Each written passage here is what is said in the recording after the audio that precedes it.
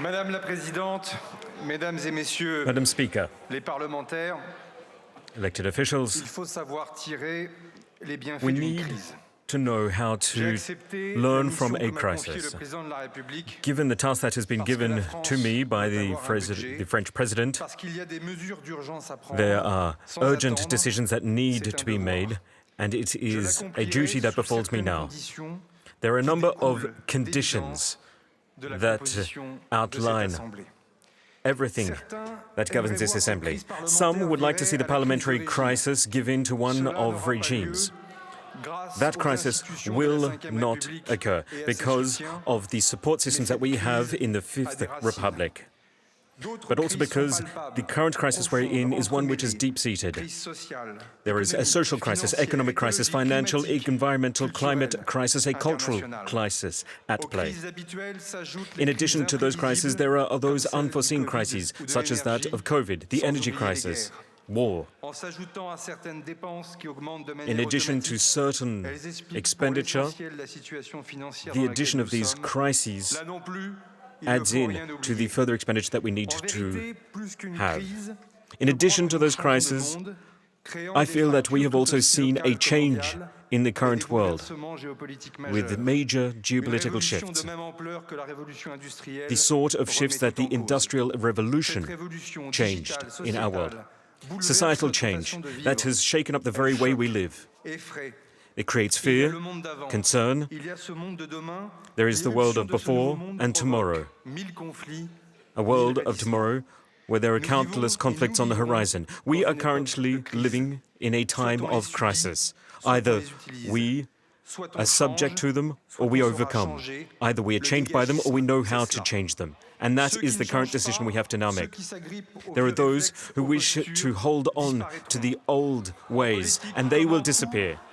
As in politics, as in France, in elsewhere, the way the world is moving is an unchanging process. The current world is one where France will remain a country that counts, but it is up to us. Our fall is not certain, progress is not certain. We have to innovate, be it politically or societally, economically or scientifically. We need to innovate, and innovation applies also to the government. I have taken stock of this imperative. Innovation means disruption. The world will not stand by.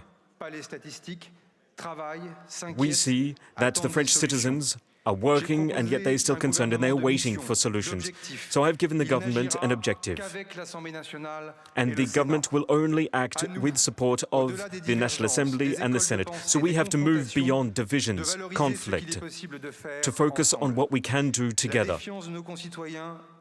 Mistrust coming from the French people is not something that we can ignore. We need to find a place of understanding and agreement. We cannot stand powerlessly by. I would suggest to you all that we need to move forward, move above division, because we have been given a mandate from the French people. It is the hope of thousands, of millions of people. This assembly here today is truly representative of the French nation. Therefore, we need to act accordingly. So far, people have acted negatively, but we can act positively. It is high time that we did so. The first fundamental condition of all of our work is that we need to be able to count on the support of those people who want to fight for stability. I would like to thank all those who have shown that support. I suggested a cabinet, which would be a cabinet ready to work, acting in the interests of the French people. It is a renewed government, one of hope, reflecting the competencies of everyone in our nation. I would like to thank those people who were part of the new cabinet for providing a sense of stability, a stability despite the unstable politics that we are currently in. It is a future for new parliamentarians who want to move forward. All those men and women who have now a roadmap and have a true understanding of the difficulties that lie ahead. They are willing to act to help our nation move above division. The second condition, which I was not fully aware of originally, is one where we have to listen to the differences between our political parties, where everyone can lay down their red lines, especially in light of upcoming elections. It is understandable. So the French government will uphold its own convictions, its own beliefs, but it also needs to embody this openness to discussion. Those people who are seeking agreement rather than division and differences. Because our world is one where there is financial, trade, climate, difficulties ahead.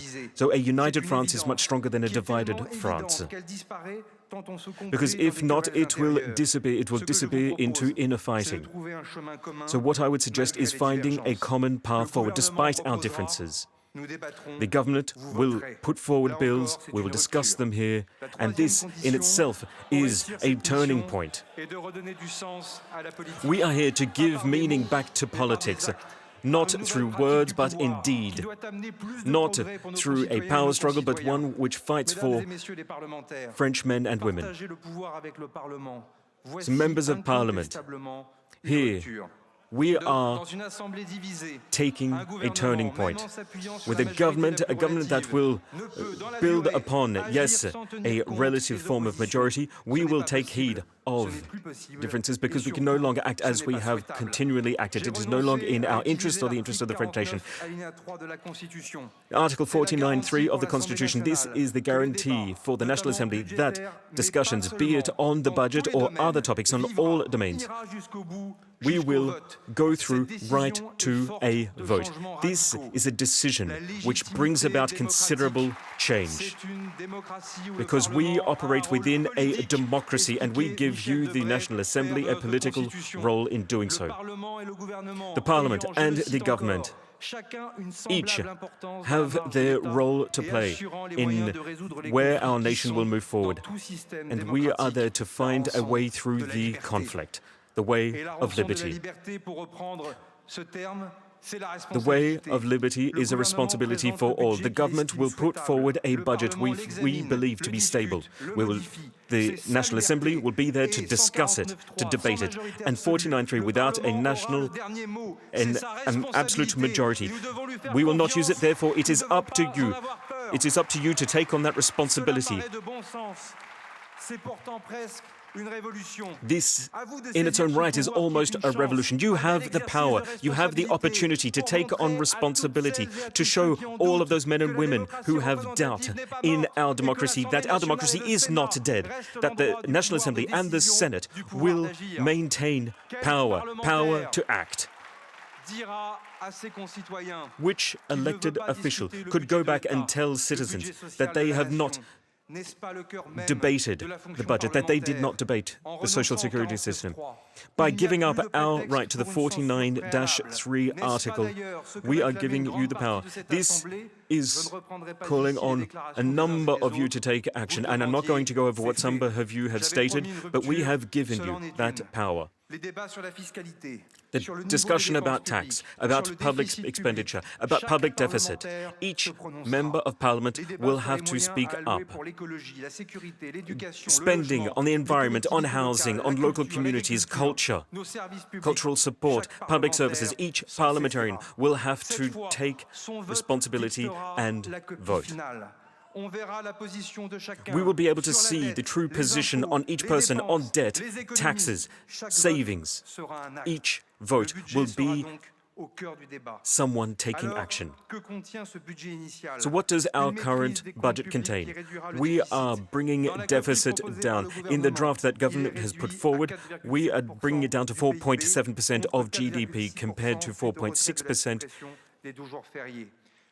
which would have been possible given the cancellation of the 2 public holidays. The current deficit will have to be brought down to below 5% of GDP because if not, then we will be threatening our own sovereignty.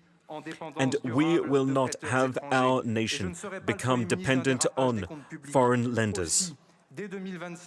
As of 2020-25, we will be able to have met our target of being below 5% of GDP, as my predecessor wanted to bring in. Because this is a budget that we're putting to, but yes, it can be perfected.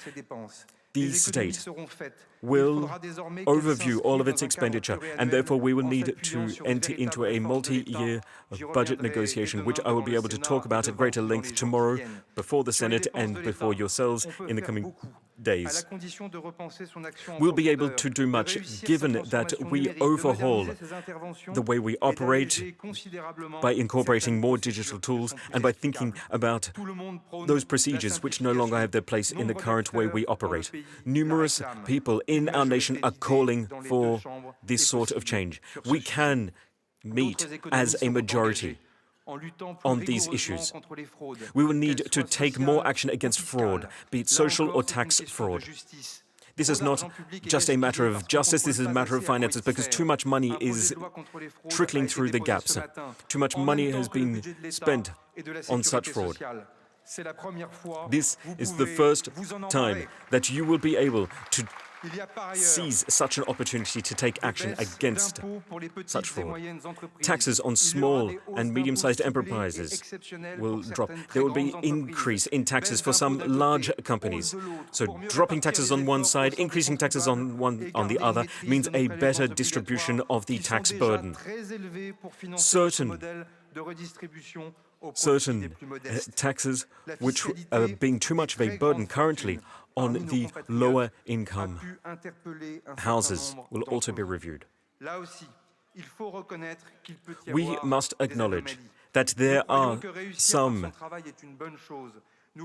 unusual things existing in our tax system, so we will need to look into that, to innovate, to come up with new ways to work. Ladies and gentlemen, we need to have a better framework for tax optimization, predominantly through the use of holding companies. That is going to be our top priority. We're going to call on large wealth holders to contribute more,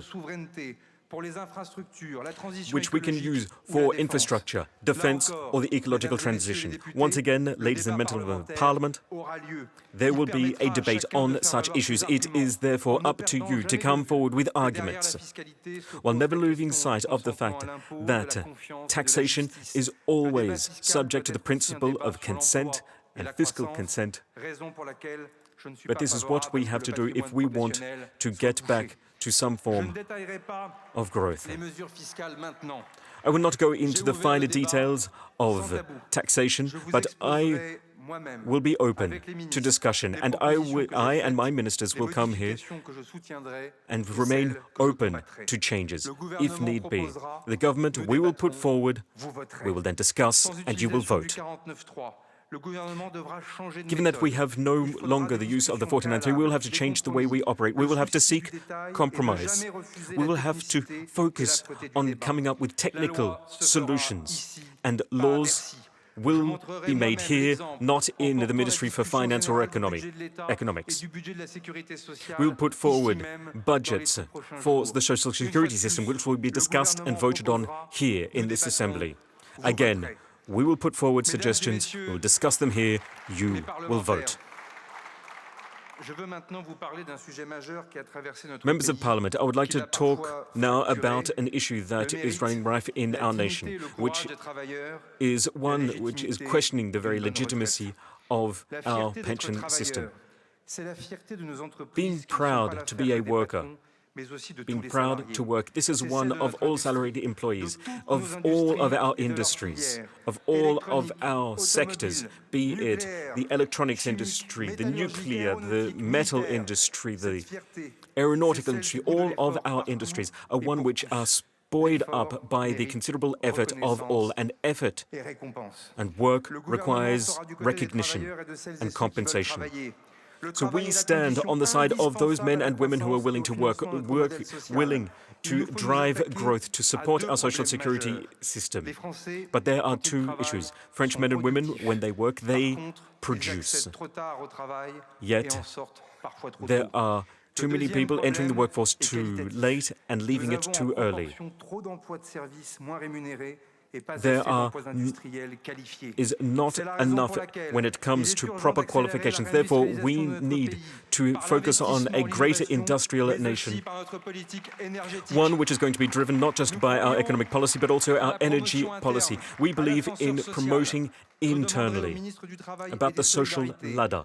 So I will call on the Minister of Social Solidarity by this autumn to bring forward a bill to provide lower-level workers to enter middle management and upper management positions. We need to encourage effort. Once again, as Gabriel Attal once said, we cannot stay on the historical levels of the lowest income guarantees. We need to move forward. So we will provide a budget for our job seeker system that works. We will provide bills that support housing, so provides for the health of our citizens. Again, with a drop of the CVAE tax, which is one which is negatively impacting small and medium enterprises. We need to focus more on purchasing power of workers. All of these bills will be put forward to you, debated here, will be discussed analyzed by ministers, and once again, we will put forward bills. They'll be discussed here, and you will vote. Standing by the sides of those men and women who work, it means that we are there to support them not just during their working lives, but also once they enter retirement.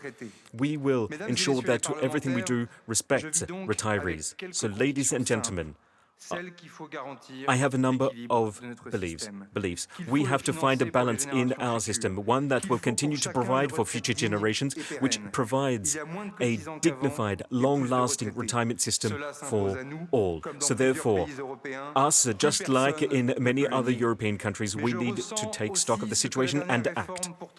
We need necessary reform. There is tension. There is a sense of injustice, misunderstanding, sometimes justified, sometimes not, in our democratic debate.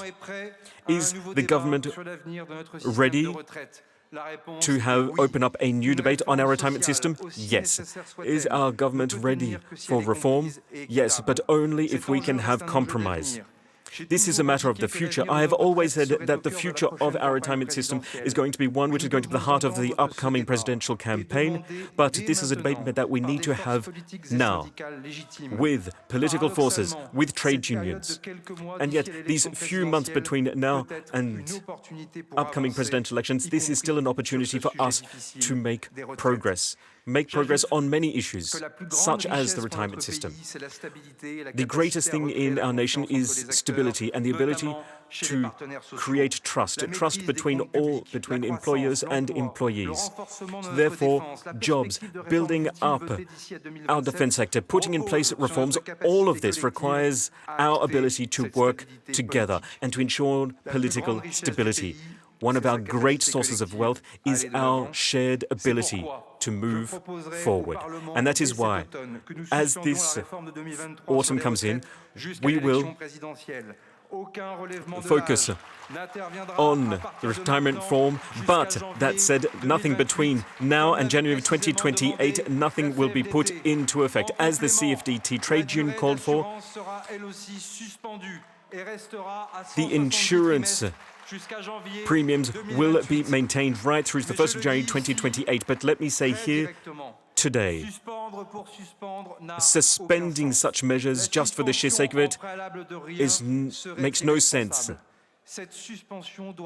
This sort of suspension, this extension, this needs to be an opportunity for us to come up with new solutions, for us to do better. And we can do so if each of us can take stock of the situation and learn from this. In short, the National Assembly, you didn't want us to use the 49-3 article ever again, and let me say here today that the National Assembly will discuss the pension system, each parliamentarian will be able to come forward with their opinions, and we will put a hold on the reform until we come forward with a proper policy, which will be the debate of the upcoming presidential election. But let me be very clear. I will not back just anything. The debt for the retirement system is at some 400 million euros, and this suspension will ultimately create an addition support for 3.7 million French men and women. So we need to find offsets for this. We will need to find ways of funding that deficit. I have made a number of commitments here today, those that the opposition have called for. Let me make one more commitment right now. But this is one that needs to be heard clearly and understood by all. For those on the financial market, I will not back a policy that will endanger our nation, that will endanger our pension system. I would therefore call on each and every one of you here today to fight for a policy that does not do that. Let me be even clearer. Suspending this reform, this is an opportunity for us to discuss the pension system. It is not just a financial equation, it is part of our social contract. And part of this social contract requires us to innovate, to move forward, to come up with something brand new. And this government is ready to trust in our democracy, to move beyond bipartisan or multi-partisan politics. We can work together. Therefore, in the coming weeks, I will hold a conference on the pension system, again, working with employers and employee organizations. And this is going to be an opportunity for all of you to take part in this conversation, because it is up to us to find a way of organizing our pension system. Some would call for a points-based system, some would call for an equity investment system, others would call for a purely redistribution system. But who ultimately is responsible? It is up to us to find a way to have a pension system. This is going to be a historical opportunity for us to bring about change. Our European partners are looking to us, and our government is ready for such a discussion. I have great faith in our democracy, in our parliamentarians. If we can come to an agreement, then we'll put forward a bill, it'll be discussed, and you will be able to vote on it. So I'm calling on you to come forward with your proposals, and then the French people will be able to decide. But there are certain emergencies that need to be dealt with. We've put forward a budget on the social security system, and there is a great concern about the retirement and pension of women. We must act. The conference that I will organize will have to tackle other major issues: the attractiveness of certain key trades, difficult work, long careers. This is a discussion that has been on hold and has not moved forward for the past 23 years. So moving on means discussing these issues. Again, we'll put forward proposals, you will discuss them here, you will then vote. Suspending these reforms, this is not just suspending them for suspension's sake, this is about opening up opportunities for new discussion. Creating national unity, this is one of the strengths of our nation, but unity comes at a cost. We all need to be ready to pay that cost. Sharing the power between the government and the National Assembly, sharing the power between the government and our social partners, sharing the power with local government. This is not just to please local elected officials, of which I am one. This is to better serve French men and women.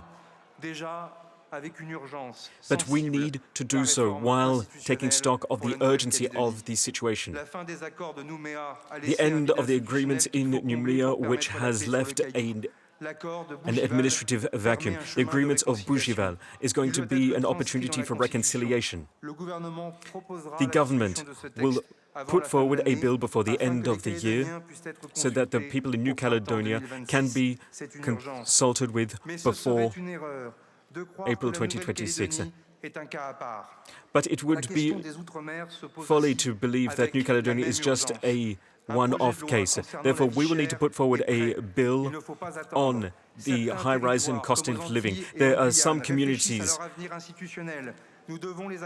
especially our overseas territories, which require us to put forward a constitutional bill, which will be the fruit of numerous years of discussion. But when we give our word, we will have to uphold our word. Our fellow citizens, they want us to operate closer to them. Therefore, in December, I will put forward a bill to bolster local powers. This is going to be a decentralization bill so that we can provide better public services for all. Because what do people want from the government? Well, they want police, justice, education, international relations. In all of these key areas, budgets have increased since 2017 and will continue to increase. The government has gained power because the government is the sole body who can handle such matters. But for the rest of it, I will put to you a simple principle. We need to identify a single responsible body, be it a minister, a prefect, or an elected official. We mustn't decentralize all competencies. We need to decentralize responsibilities with the necessary means to be able to fulfill those responsibilities.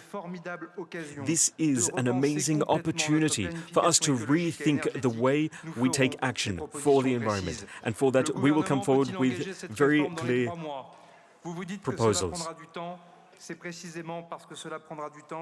Because the necessary reforms are going to take time, we need to start now. Is it going to be in 2 years' time where we'll take an action after the presidential election? We need to take action now. Again, the government will put forward proposals, they'll be discussed here, and then you will vote. Members of Parliament, we mustn't wait because time is against us. We need to vote a budget.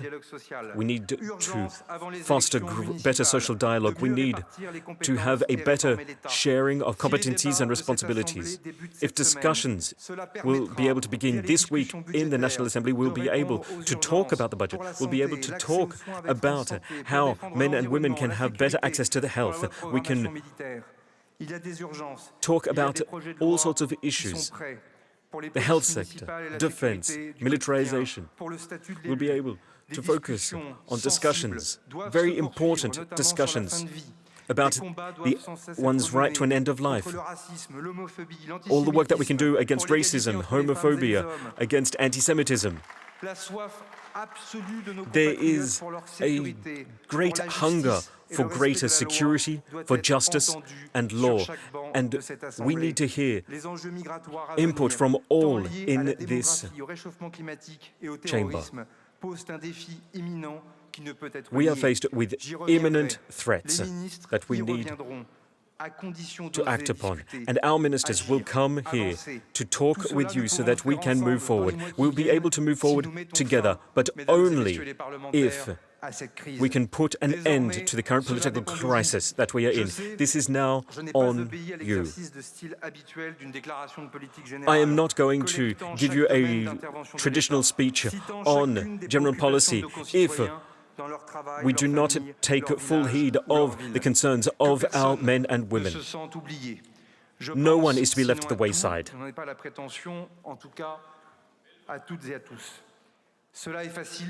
It is far too easy to say that we always have everyone in mind, but it is humanly impossible. Therefore, we need your input. People who would want to see our nation brought to a halt because of a budgetary crisis are not true friends of our nation.